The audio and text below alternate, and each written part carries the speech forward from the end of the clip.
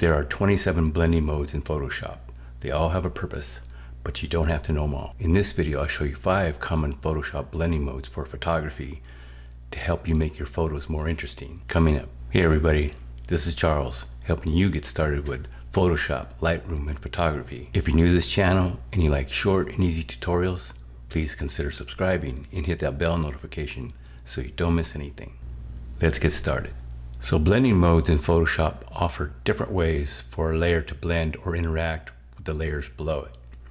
Without blending modes, the only way to blend layers is by lowering the layer's opacity, which doesn't produce very interesting results. So your blending modes are over here on the right hand side, this panel, and there is a huge list of them. And as you can see, there are sections that these blending modes are divided up into. So the first blending mode, which is part of the 5 most common Photoshop blending modes for photography, we're going to go and use the multiply blending mode. So one thing to note is none of the blending modes are going to work on the background layer. You'll see, or you'll know that because the drop down from the blending modes will be grayed out. So here are all our blend modes. Now in Photoshop, if you just hover over each of the blend modes, you can see how it interacts with the photo. So with this top layer and using the multiply blend mode, you're going to see that these lighter areas go away. The darker areas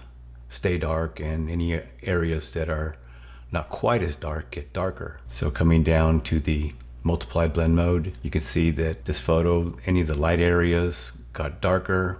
If it was real light or white, it would disappear and the dark areas stay dark. The screen blending mode is found in the lighten group. It works opposite of the multiply blending mode.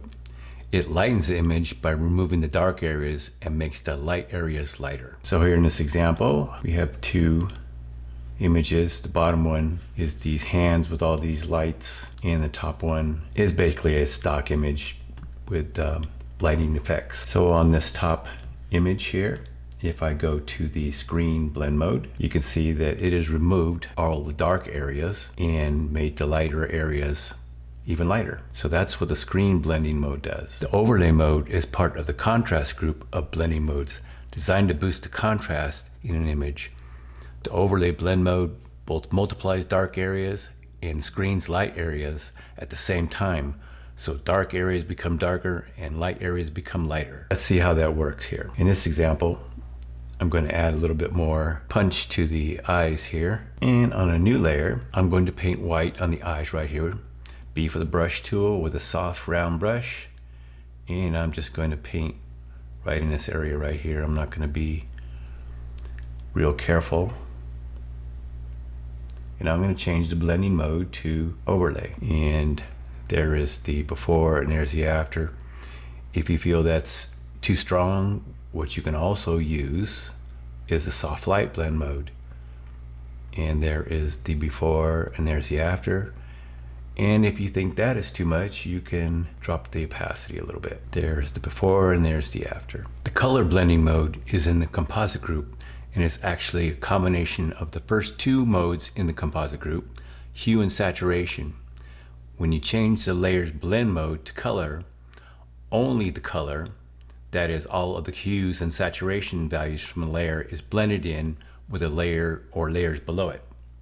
The color blend mode is perfect for when you want to add or change the colors of an image without changing the brightness values. Color mode is actually perfect for making monochromatic images. So I'm going to add a solid color adjustment layer and say, okay, I'm going to turn it off right now because I want to sample some of this color right here. And I'm going to change this solid color fill layer to the color of that background.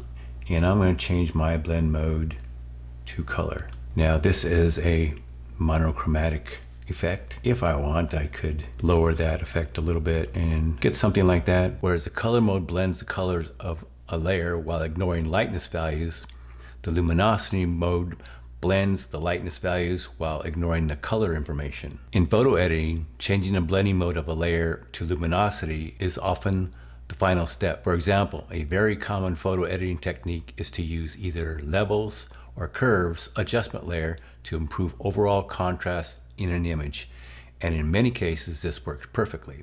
The problem you can run into, though, is that levels and curves affect not only the lightness values in an image, but they also affect the color. By increasing image contrast, you're also increasing color saturation. By changing the levels or curves layers to the luminosity blend mode, we easily avoid the problem of telling Photoshop to ignore the color information completely. I want to add some contrast to this image here. I'm going to add a curves adjustment layer and add some contrast. I'm going to make a slight S curve, and you can see there's a difference in the contrast, and what's happened is the saturation has also increased too in this image, and you can see that in her skin where there is before and there's after, but there's some saturation increasing. The blues, they're also increasing. And now if I come down here to luminosity blending mode, here is before and there's after, and you don't see that shift in the saturation like in her skin there and in the blue in the whole image. It's just affect the lightness, and so the adjustment of the contrast with the curves will not affect the image when you put the blending mode in luminosity. So now to the question of the day. Have you ever used any of these blending modes? If so, which one do you like to use? Let me know in the comments below. If this video was helpful, give a like and don't forget to subscribe. If you want more short and easy Photoshop tutorials, see the ones above. And remember, it's never too late to learn. See you in the next video.